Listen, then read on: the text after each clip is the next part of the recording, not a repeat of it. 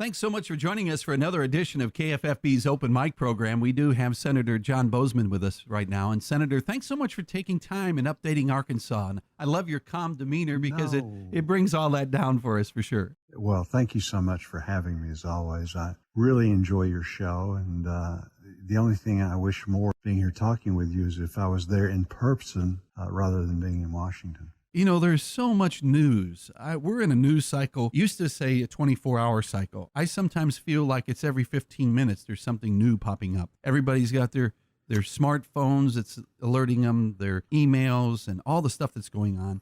And one thing that we're talking about is the Iran crisis, and that has become a headline everywhere. No, it's a huge issue, and I think we have to remember that the individual that the president targeted was a general. He is credited, and everyone agrees with this, with killing 600 Americans in the past, thousands and thousands throughout the Middle East, Muslims he happened to not agree with. So he was a very bad character. Just a few days prior to him being taken out, he had killed an American, wounded others, and then orchestrated also the attack on our embassy and was trying to burn it down. The other thing that was going on is that they had credible evidence that he was in the midst of planning other plots in the future. And so with all of that going on, they basically said enough is enough. That's the reason that he was taken out. The situation now is they retaliated. We were so fortunate, again, just due to our great military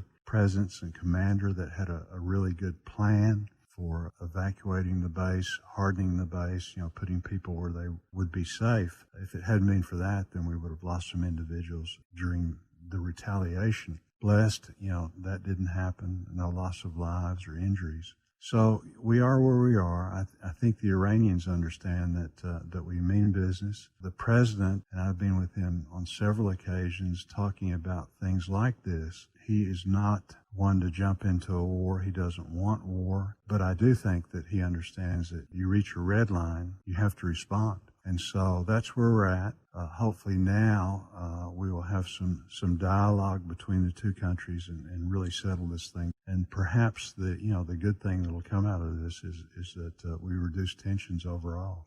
Like we were talking before we went on the air, and I've talked with so many, when we look at the Iran hostage crisis with the embassy, those pictures, anybody over 50, when they seen what's going on in Iraq embassy, felt this could escalate to that.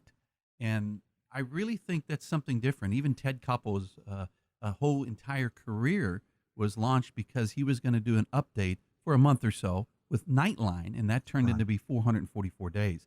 No, I agree. And when you see them, trying to storm our embassy and things like that, trying to burn it down and all of those things that went on, it does give you a flashback to those days of the Iranian hostage crisis. And that was handled in a way initially under President Carter where we didn't do a whole bunch.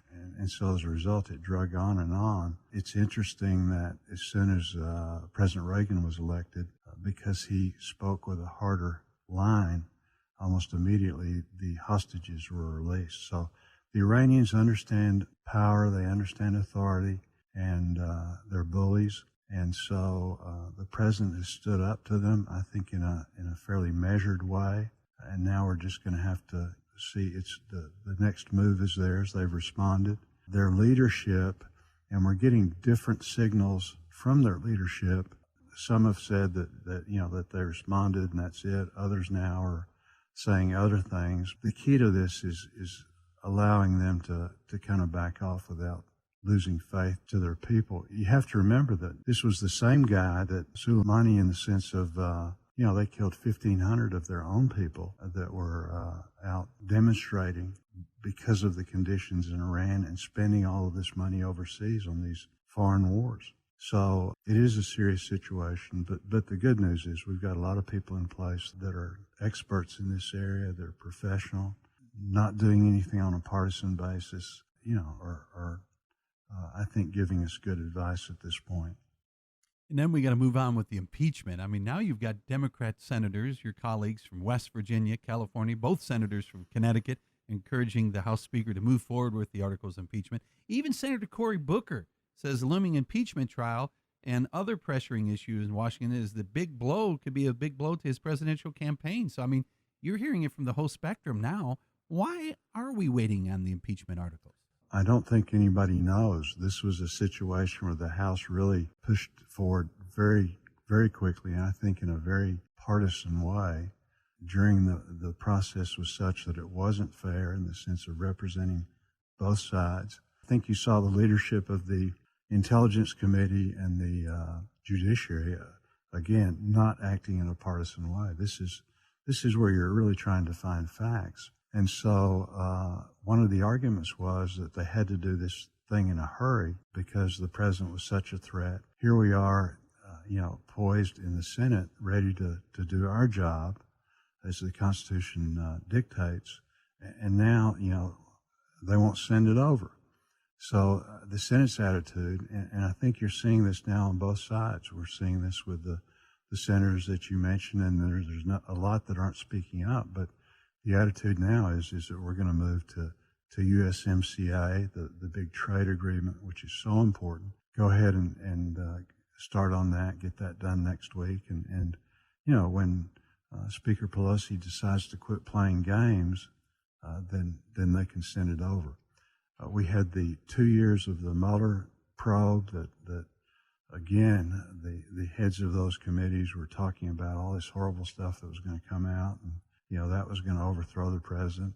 We had some that talked about impeaching the president before he was elected. Now we've actually got Democrats in the House that are talking about as soon as this is over, because I think that everybody realizes that this doesn't rise to the level of impeachment. And so as soon as this is over, then they're talking about impeaching him again. So it's a crazy thing, especially with all that's going on in the world, not only in the world, but all that's going on domestically. We've got significant issues that we need to be working on. Just like you talked about with the U.S., Mexican, and Canadian agreement, if you start moving on that, what happens if the impeachment articles are brought? What is the process there? When the impeachment articles were brought, that takes precedence of everything else. If we had started the USMCA, what we would do then is pause it and then go right to impeachment, get that over with, and then pass USMCA. So the good news is that the House finally passed it. They dragged their feet there. This is a huge trade issue. So many of we just live in such a global economy right now. So many people are so dependent on these different shipping lanes and this and that. Getting the certainty back in place on that will really benefit our economy. It'll allow all kinds of businesses to plan for the future, knowing that that's going to be in place. So it's really a good thing, and it'll mean a lot for the people of Arkansas. And speaking of Arkansas, what about the University of Arkansas hiring the assistant coach, Sam Pittman? What is your thoughts on that? I like Hunter Yurchek, our athletic director. I think he's doing a great job. I've got complete confidence with him. I think he's made a great pick. This guy reminds me a lot of the LSU coach. He truly is a coach. He has a great reputation of taking young people and making them much better players. The other thing that I'm excited about, when you look at the coaches that he's surrounding himself with, it goes back to the Frank Broyles days of bringing in these very strong assistants. He's got kind of the who's who now of coaching staff in the country. I'm really excited. I think he's going to do a good job.